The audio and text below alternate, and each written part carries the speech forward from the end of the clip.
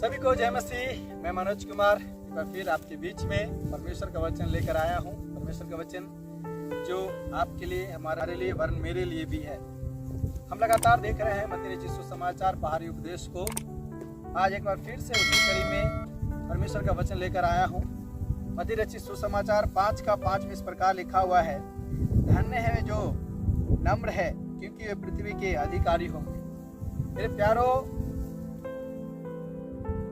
प्रभु यीशु मसीह अपने शिष्यों को जब उपदेश दे रहे थे तो उन्होंने तीसरा उपदेश इस प्रकार कहा, धन्य है वे जो मन के नम्र है, क्योंकि पृथ्वी के अधिकारी होंगे। मेरे प्यारो, मैं आपको लिए चलता हूँ पुराने नियम में यूसुफ का जीवन शैली की ओर। हम देखते हैं यूसुफ के जीवन में परमेश्वर ने एक दर्शन दिया कि वो एक प्रधानमंत्री बनेगा, एक प्रधान व्यक्ति बने होगा। और इस बात को उसके भाइयों ने, उसके पिता ने, उसकी माँ ने क्या किया, बड़ी ही एक जलन की भावना से देखा। बाइबल बताती है भाइयों ने तो जलन किया, लेकिन उसके पिता ने उस दर्शन को याद रखा।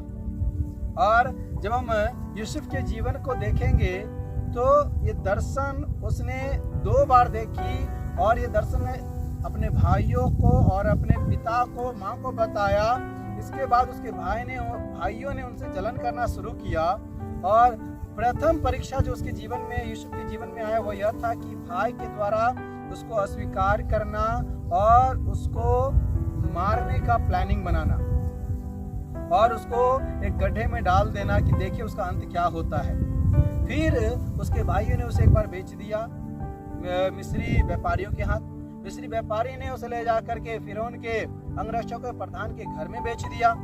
और फिर हम देखते हैं अंगरक्षकों के घर का प्रधान ने ये देख लिया कि परमेश्वर हर समय यूसुफ के संग रहता है, और वहां रहते क्रम में यूसुफ के कारण परमेश्वर ने उस अंगरक्षकों के प्रधान के घर में आशीष दिया। और हम देखते हैं यूसुफ बड़ी ही नम्रता से उस घर को संभाला और उस अंगरक्षक के प्रधान के सारे कामों को संभाला।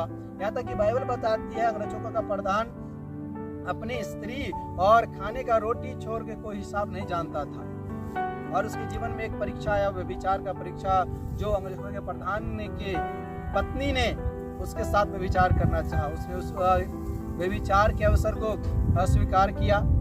और फिर हम देखते हैं वो अस्वीकार उसके लिए एक सजा का कारण बन गया और वो जेल चला गया। जेल में भी परमेश्वर उसके साथ था।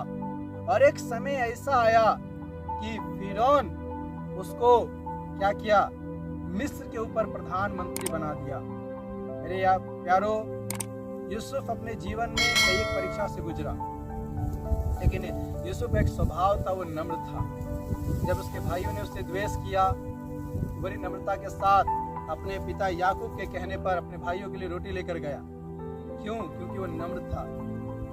वो भाइयों से द्वेष नहीं किया, भाइयों ने उसके दर्शन को अस्वीकार किया, उसने अपने भाइयों का स्वीकार नहीं किया। नम्रता के साथ वो अपने भाइयों के लिए भोजन लेके गया। भाइयों ने उसे ठुकरा दिया। हम देखते हैं बड़ी ईमानदारी के साथ अंगरक्षकों के प्रधान के घर में वो एक सेवक बन के रहा, वहां भी नम्र था। लेकिन वहां भी उसको एक परीक्षा आया। ये प्यारो, आपको मैं बताता चलूं, यूसुफ जब मिस्र के ऊपर प्रधानमंत्री बना तो सारे भाई उसके आकर यूसुफ को दंडवत किए। और यूसुफ ने उस समय भी उन पर कोई बदले की भावना से उन पर कोई कार्यवाही नहीं की, पर नम्रता के साथ उन्हें स्वीकार किया। बाइबल हमें सिखाती है, यीशु मसीह ने जो उपदेश दिया, तीसरा उपदेश, धन्य हुए जो नम्र है, क्योंकि पृथ्वी के अधिकारी होंगे। यूसुफ अपने जीवन में नम्र रहा। वो मिस्र के ऊपर, सारे मिस्र देश के ऊपर प्रधानमंत्री बना। बाइबल बताती है सारे पृथ्वी पे अकाल थी, केवल मिस्र में भोजन था, और सारी पृथ्वी के लोग आ करके उससे भोजन कर लेते। मेरे प्यारो, जब आप अपने जीवन में नम्र रहेंगे, परमेश्वर आपको ढेर सारा आशीष देगा। और आप एक समय ऐसा आएगा, आप कई एक चीजों के प्रधान बन जाएंगे। मैं आशा करता हूँ ये वचन आपके जीवन के लिए लाभदायक होगा। हम आने वाले दिनों में और भी वचनों को देखेंगे। परमेश्वर ने वचनों से आप सबको आशीष दे। सभी को जय मसीह।